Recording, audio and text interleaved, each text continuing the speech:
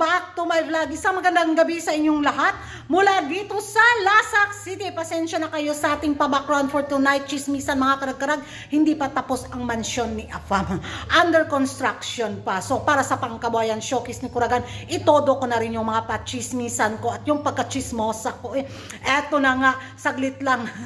Break muna tayo sa iskandalo na viral ngayon sa Miss Grand International 2024 at kay Uncle Bitaw. Dito muna tayo sa mainit na chismis na pinag-uusapan ngayon ng mga active na mga chismoso at mga chismosa sa social media, mga karag-karag, na kung saan, ay naku, naluka ako. Grabe yung mga pasabog na revelasyon ngayon mula sa reyna daw ito ng mga pachismisan sa kabilang bakod, mga karag-karag. Pag ito daw yung nagpalabas ng chismis, nako, kumpirmado daw. So base ngayon sa mga kumakalat na chismis sa mga Latinos, mga karag-karag, na kung saan kinumpirma nga nila ang relasyones galore ni na mag-shota bells daw si Lolo Bells at si Barbie Doll. Nang yung kinurunahang reyna sa universo ba? So yun yung nila, yung mga intriga nila ngayon na kinumpirma nila na mag-shota bells ang dalawa. Dahil kung matandaan daw natin mga karag-karag, nung hindi pa kinurunahan si Barbie Doll, diba siya, pumunta siya ng Thailand, nagpa-torture galore, at pumunta din siya sa Mexico, diba, na tinor din siya ni Lolo Bells ninyo.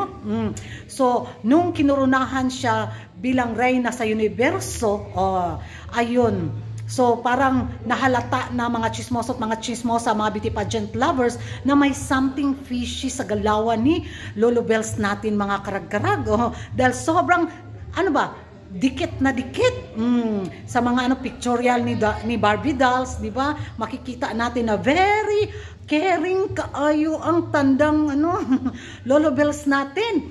So dahil nga sa mga pa-intriga ngayon, nako, itong reyna na mga chismisan galore sa mga Latinos, ayun, kung hindi nyo pa napanood, at kung gusto nyo panoorin, at kung gusto nyo ma-stress yung mga utak galore ninyo, gaya ni Kuragan, at nagbabasa lang talaga ako sa mga comment section, mga karag-karag, kung ano yung pinag-chismisan nila, ayun nga, budlat, totoo ba?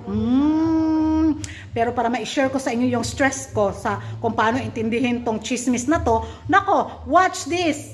¿Qué te dije el viernes? Que no estaba en Cannes Miss Universo Dinamarca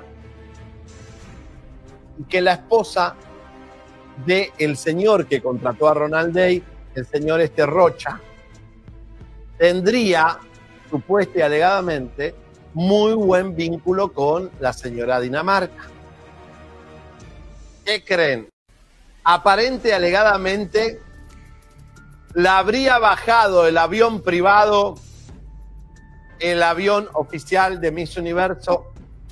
Habrían bajado a la Miss Universo del avión de Miss Universo por orden de la esposa de Raúl Rocha, por celos y sospechas de muchas cosas. Y de hecho, no la están usando a Miss Universo en muchos eventos, y están usando a otras Misses. O sea que ya la están corriendo porque se dio cuenta la esposa de Rocha que Dinamarca y Rocha tienen un puente en común. ¿Qué será? Bueno, está muy fuerte. So yan ang mga karag-karag na panood na ninyo at napakinggan na ninyo ang stressful na chika ngayong pasabog na iskandalo rin. So sa tingin nyo mga karag-karag, comment down below kung naintindihan niyo kung paano niyo i-translate. Kasi nung binabasa ko yung mga sa comment section, yun nga, nag-confirm sila na may relasyones na yung dalawanes, si Barbie Dolls at saka si Lolo Bells. Ewan ko kung totoo. Pero kung pagbabasihan natin yung mga galawan, eksena, galore nilang dalawa, na very sweetness. Di ba? So masasabi natin na, ay, oo nga naman, no? Pero yung chika nga lang, nasa sa atin na yan, kung maniniwala tayo or hindi, pero base sa kanilang mga pa-aksyones, masasabi natin confirmationes. Ay, mabuang kones, mga karag-karag, ma-stress galore ang ating mga vagol-vagol nito kung paano natin intindihin, di ba? So siguro darating yung panahon na magkaalaman talaga siguro after siguro ng rain ni Barbie doll, siguro lalabas talaga yung totoong confirmation na yun nga. Pero habang wala pa, so ilagay na lang natin na chismis lang. Abang na lang tayo mga karagkarag sa next na mga pasabog, intriga. Grabe yung pagkachismosa ni Kuragan. Ay, ambot lang. Si Lolo Bells at si Barbie Dolls. Pasok sa chismisan. Kaya naman mga karagkarag, comment down below kung ano yung magiging reaction ninyo sa shinare kong chika sa inyo. Magingay tayo sa comment section at kung hindi ka pa nakapag-subscribe sa YouTube channel ko, don't forget to like and subscribe. Kuragan Karag, ang babae lagi na karagkarag, and hit the notification bell para updated ko sa mga latest kaganapan sa mundo ng beauty pageant. And thank you for watching. See you in my next vlog. Bye-bye!